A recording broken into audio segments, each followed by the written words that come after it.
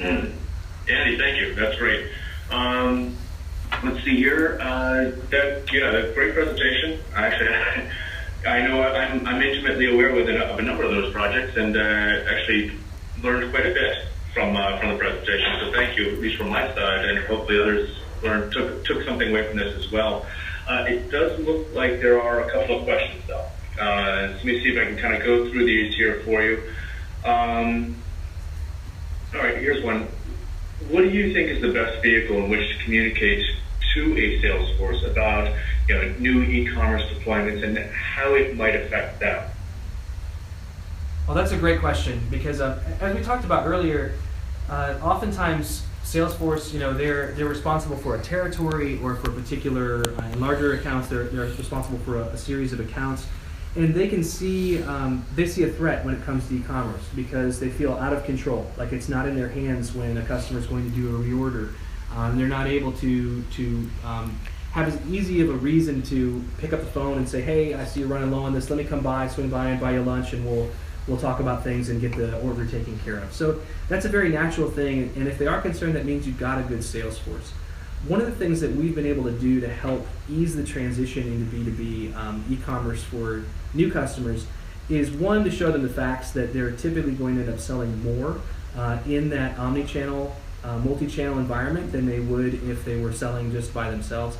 And the other is we do upfront consulting with the sales leadership as well as the operations to ensure that when sales are made in a specific territory or within a specific geography or within a specific account, that they're properly credited to the salesperson and that there is, if there's compensation that's on the line, that it's properly accounted for.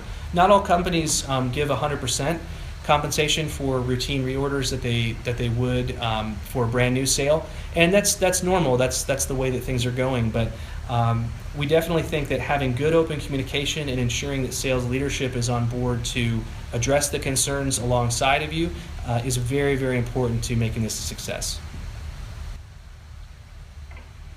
Nice. Let me see here. Let's see if there's any follow-up on that. Hopefully that answered the question. If there any other clarification you'd like on that, can certainly send a follow-up question on that. Here's another one. What tips do you recommend for getting executive leadership buy-in for an e-commerce deployment? I think that's another great question because without e-commerce or without executive buy-in, I'll say flatly, there's no way to make a B2B deployment of e-commerce happen. There's simply too many moving parts, too many parts of the organization that it touches and touches in a pretty significant way. Because we didn't even talk about HR or customer service or any of the other support mechanisms within your company. Post-sales support is one of the number one reasons that B2B customers leverage a B2B website. So all of those things need to be integrated. So in terms of advice on how to get that through executive approval, certainly working with the right partner because most companies don't have this expertise internally unless they're doing it already. Finding a good partner to work with that understands these things and can help put together a cohesive assessment of where you are will give you a much better view of what it'll take to get where you're going. Certainly going in and just waving your arms and saying, hey, this is really, really complicated, but we got to do it, is not going to be an effective approach. So we found that the good documentation of where you're at and relying on specific expertise in this space is money well spent. And by the way, that's proven out by Forrester as well.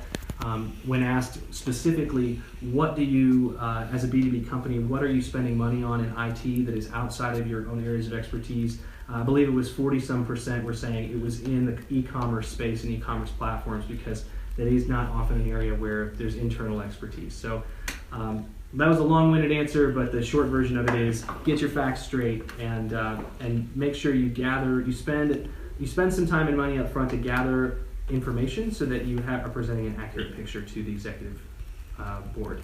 Yeah.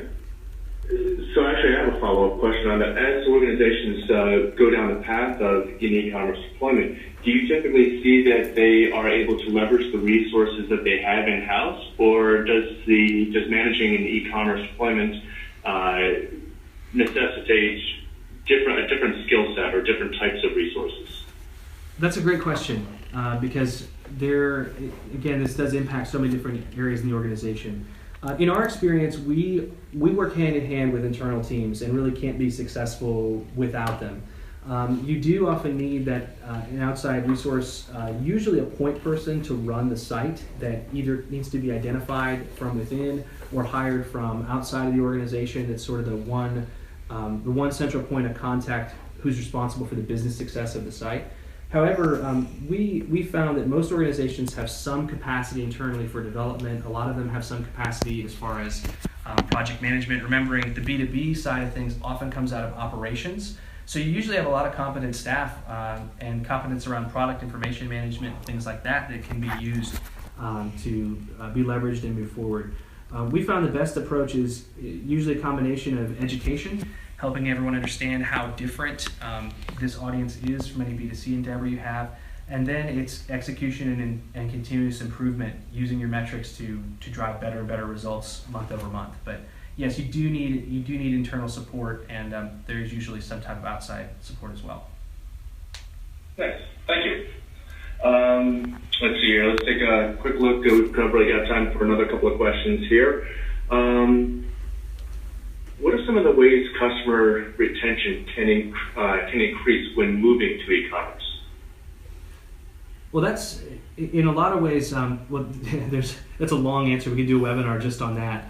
But the quick hits are number one, you're going to get better visibility of what they're buying and their behavior on your site than you ever could have just by listening in on a salesperson's conversation or getting them to file an activity in Salesforce. You've got empirical data on that customer and what they're buying.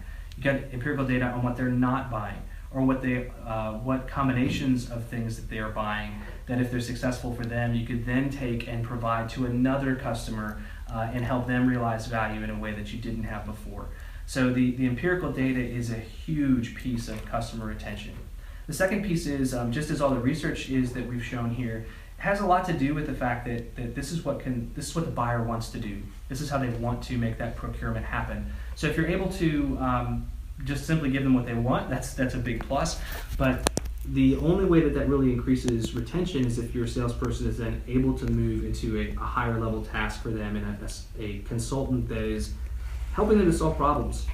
The other area that's great is when you have this empirical data and you have a one-to-one relationship that's digital with your consumer, you can start fielding things like surveys and polls and getting reviews that you wouldn't get directly said to a salesperson if something didn't work out, or you wouldn't necessarily get in a way that you could measure.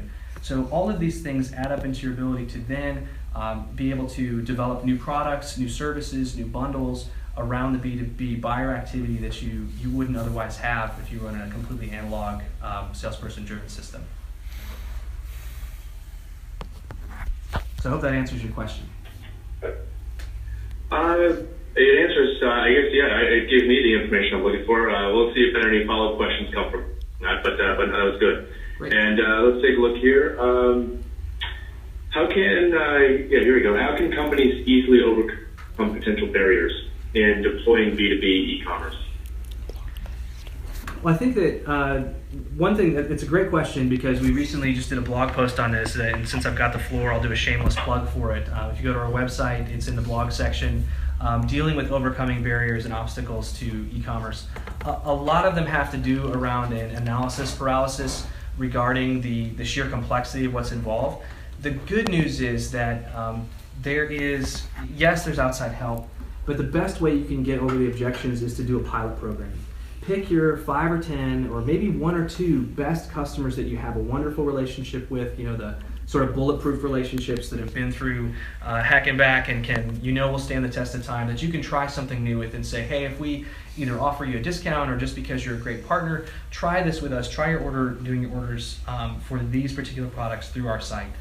And having that pilot experience and some empirical data that you can then take internally and sell around gives you a huge leg up versus trying to eat the whole elephant, so to speak, and implement all these complexities right away.